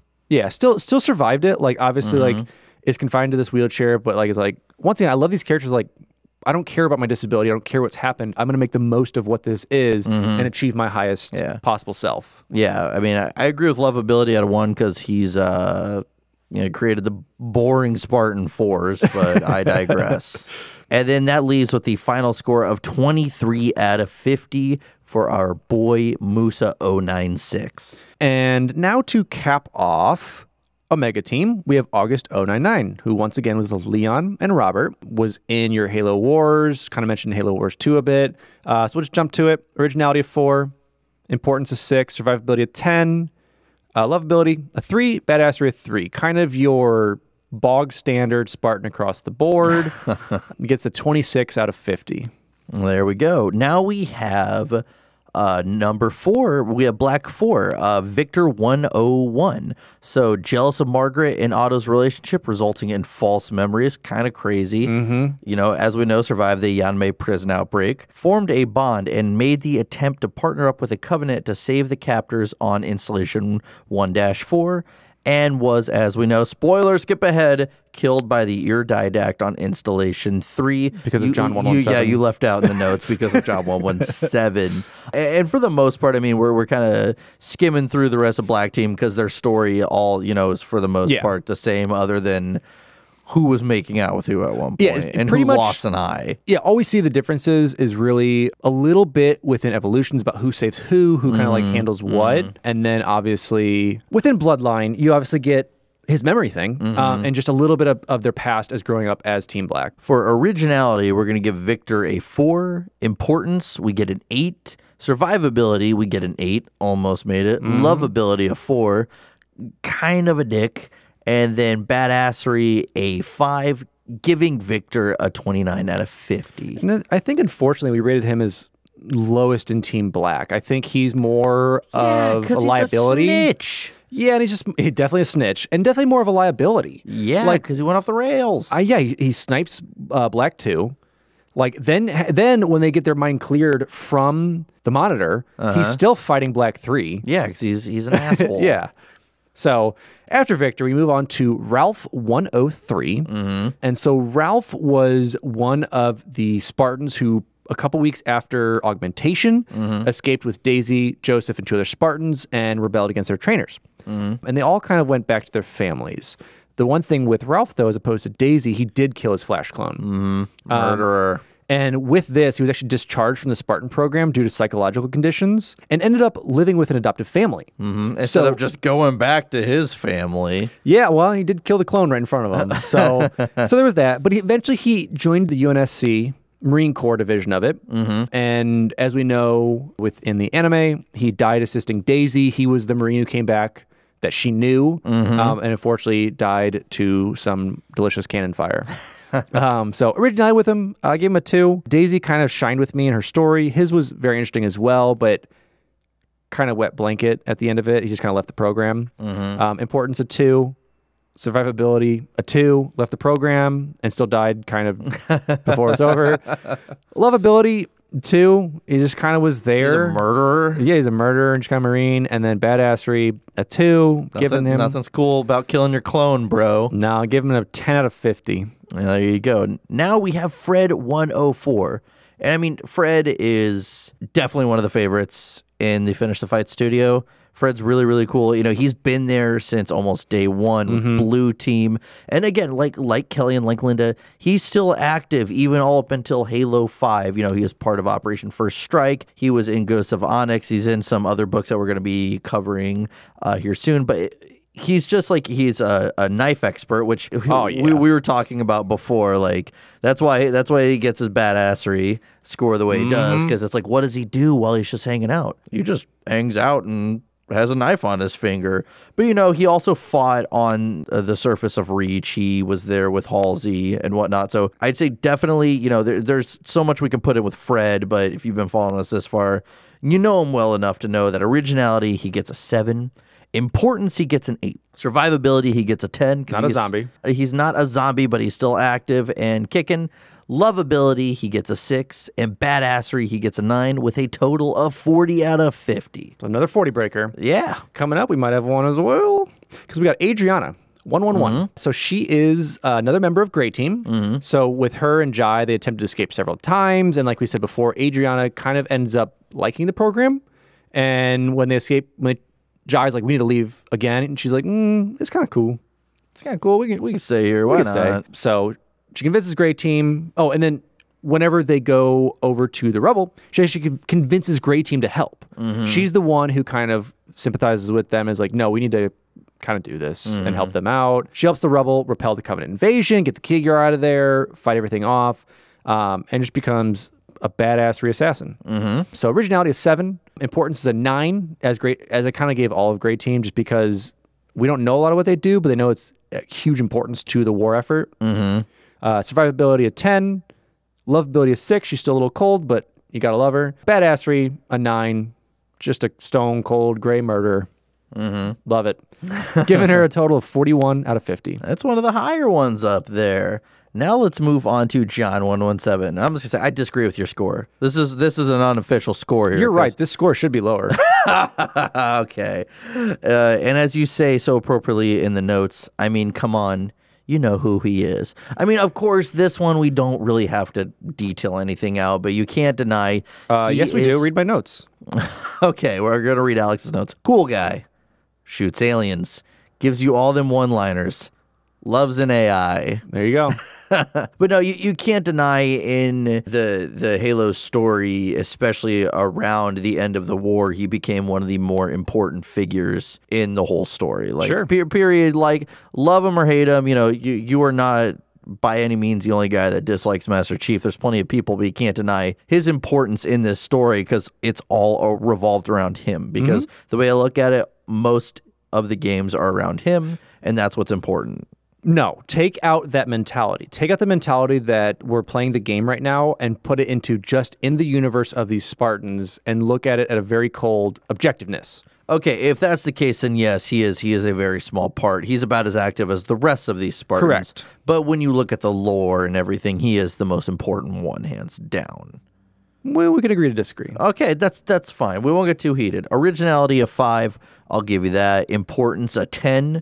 Survivability a 10. Lovability, I don't agree with this. You gave him a 2. Yeah, he's boring. But I like that because you gotta realize when they created Master Chief, it was to project. They wanted to replicate Doom Guy. No, it was to project yourself into him. It wasn't to give him too many personality. That's why they made it from third person to first person. I totally agree. And I'm not, once again, I'm not basing this on the games at all. I'm basing this on everything that we've read, that we've looked through so far, and off of what authors have written into his voice. And I agree with you there. And he's there, but as far as if I'm comparing this to the rest of the team, like it's just lower on it. He's just he's the school hall monitor. He's that character that follows everything by the book. No, that was the guy that Soren fought with. Yeah, but then he becomes a badass, which I give him. He gets a 10 for badassery. He does. Whatever. So that gives us a 37 out of 50 for the legendary John 117. Sure, call him legendary. Then we move over to an even better Spartan, Mike 120, Mike 120, who's another member of Great Team. He is an expert with tech and computers. With I think one of my favorite kind of stories about them as young Spartans, he attempts to steal a Pelican while he's in training, and when they go after him, he crashes it. And he like destroys it. He's like, oh, I don't know what you're talking about. What Pelican? Yeah. And so whenever Adriana and Jai finally like, all right, we'll stay, they're like, all right, cool. You get the pyromaniac kid in your team. And so the three of them form Great Team. Obviously, they operate behind enemy lines. They help save the people of the rubble. And he has designed various devices, such as an EMP bomb to disable the Kestrel, which is one of the ships that they were chasing to kind of protect the rubble and fighting against what's-his-face? That escapes, but Delgado, Del Rio, I can't remember the names. Yeah, Doritos and Fritos were there. So really awesome within that, and I love seeing that aspect. And that's why I give him an originality of 7. He has more to him, and if we want to go back to Master Chief having a 5 and this guy having a 7, Chief is just lucky. Like that's his trait. That's it. Like he is across the board in evenness. But he, for some reason, when he was playing his character, decided max his luck trait in Fallout and is now doing really well. So I give him a 7 for being an expert in tech and computers and also being an assassin, basically. An importance of 10, a survivability of 10, a lovability of 3. He's a quiet, kind of weird dude that doesn't talk much. Quiet weirdo. Yeah. Plays with circuit boards. And a badassery of 9. As like I said, I've given all Great Team, given him a 39 out of 50, just one shy of the 40 club. All right, and then now we have Joseph 122. He escaped a few weeks after augmentation procedures with Daisy, Ralph, and Oscar, and was caught by the UNSC shortly afterwards.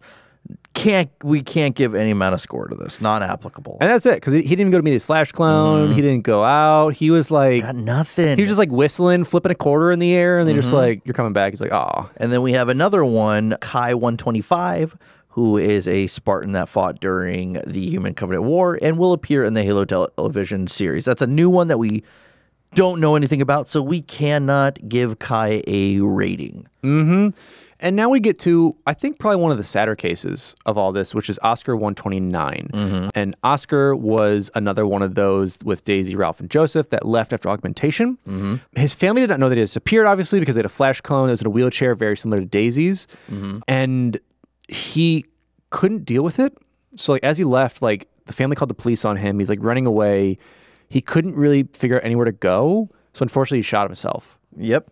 And I don't personally want to give him a score on this because there's really nothing to go by on this. Yeah, and if we give him a low score, we're just jerks. Yeah, at that point, so and this point, like you're not really basing him on the war itself. Like he kind of deal with all of them had to deal with something that like they didn't agree with, and kind of, you know, he dealt with it in a way that unfortunately was how he did it. So, of course, then we have Alice 131. And again, we all know Alice, that conflict on that Forerunner world, and then in the second conflict on the Ark.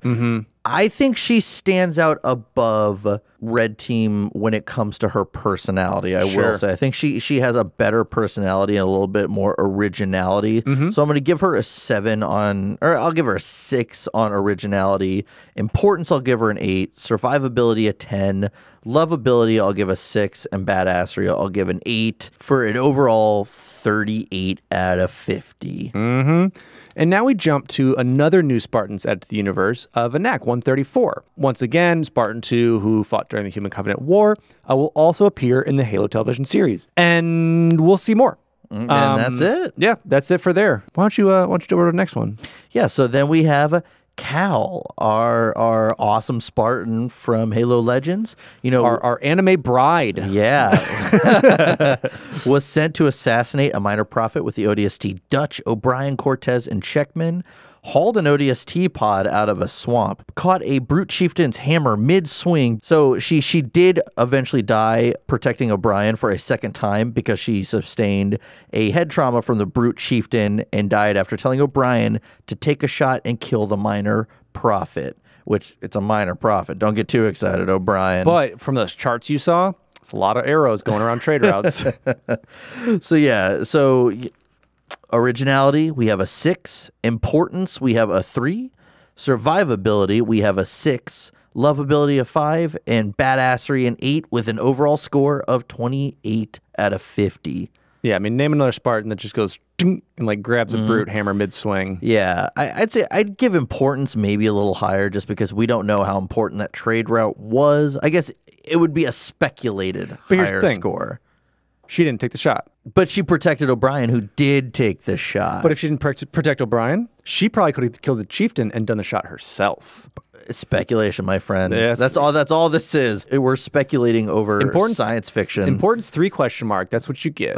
And to wrap it up, and I know there's a couple unlisted Spartans that were like Red Team 43 or any of those. I left those out because those are just not applicable. Yeah. And there's no point. Yeah, we'll run down the list at the very end. Be like, they're not in this. Yeah, so we have Roma 143. And so this is wrapping up our Team Black. This is Black 2. We first got introduced to Roma as kind of the main character of the evolution story. She's the one who discovered Hopalong, the Yanmei that was injured. I love that name. I love that name so much. So good. So the Yanmei that was injured, that fixed like the communication box, and was able to talk, and it kept saying freedom. And they're thinking, oh, you want to get out of here. Little did they know that it was actually freedom of this oppression, and they started attacking in this prison.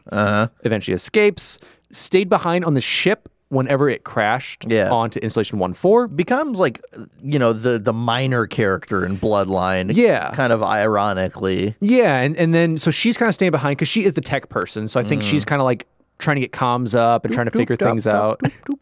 That's actually what she's doing the entire story. But obviously when the monitor kind of contacts her in her helmet that says, oh, you need to go here, you need to pick up this sniper to shoot this. These are actually hunters.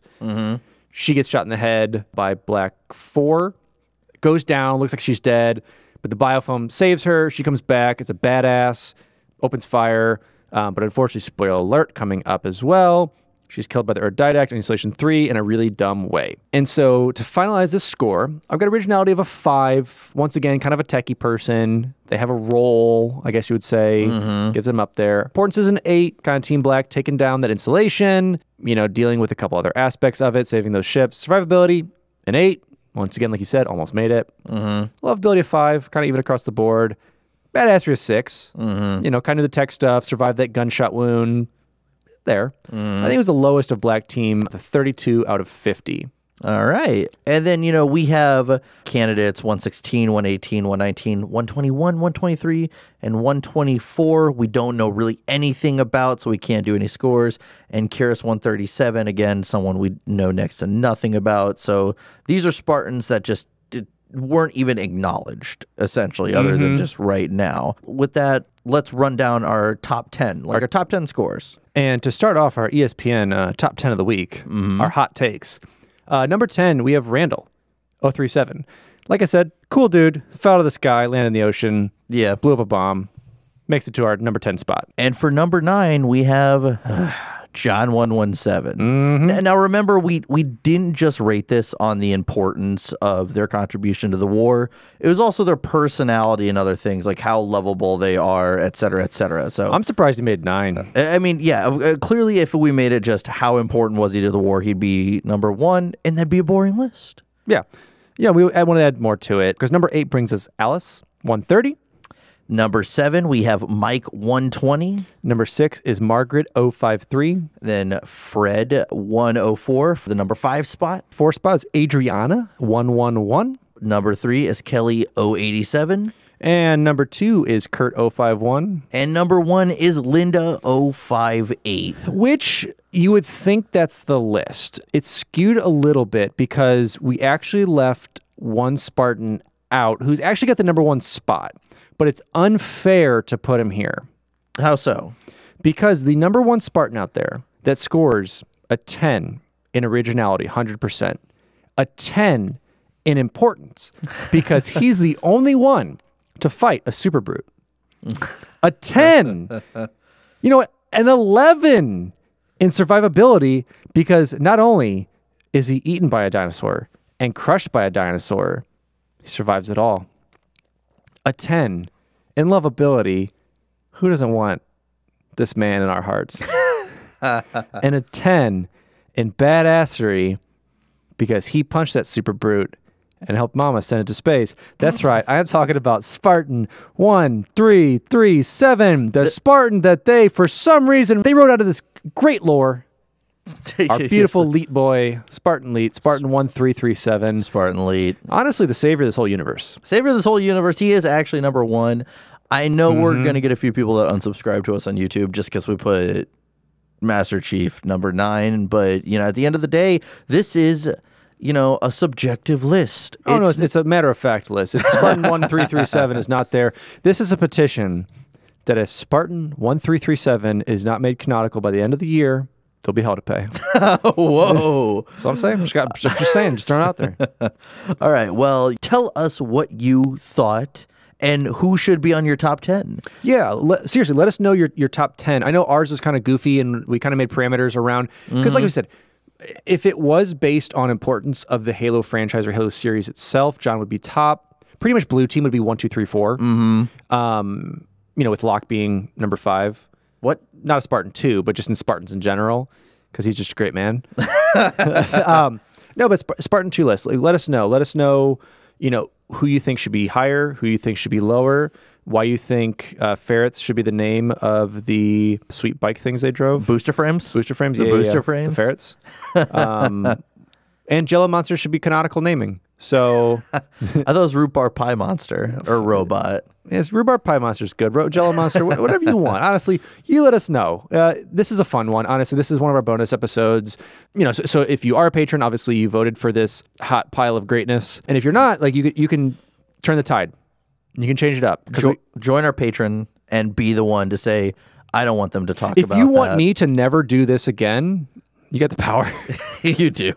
You get, you know, join our Patreon. You can vote. When you join, you can be part of our game nights. You also get some cool art, access to these notes, to all of our episode thumbnails. Yeah. And I do love that our patrons do go through our notes and talk to us about them afterwards. I think it's awesome. So sign up if you're interested in any of that. And if not, still continue to listen, because fun episodes like this, you know, it's definitely more of just a sit back and relax episode for us. Yeah, it's just to really give you guys a little bit of, obviously, if you didn't know all the Spartans, Now you kind of have an idea, a very, very, very vague general idea of who they are, but at least you know that there are more out there. You know, I learned a little bit with this, and you learned a little bit doing this research of just little tidbits that we kind of pulled. So yeah, just thank you guys so much for listening. We appreciate you. Yeah. And as always, you know, be sure to join our Discord. People are joining more and more every day. It's a really cool community. People are loving it, us especially. You can find us on Twitter, Instagram, Facebook. If you ever have a question or anything like that, please shoot us a message. We love to talk to you. And above all else, you know, you can find us on YouTube, SoundCloud, basically any podcast platform out there we're on. And if not, let us know and we'll get on there so you can listen to us there as well. For sure. And with that, I'm your host, Jesse Reiners. And I'm your host, Alex Kendall. And thank you for tuning in to Finish the Fight, a Halo podcast.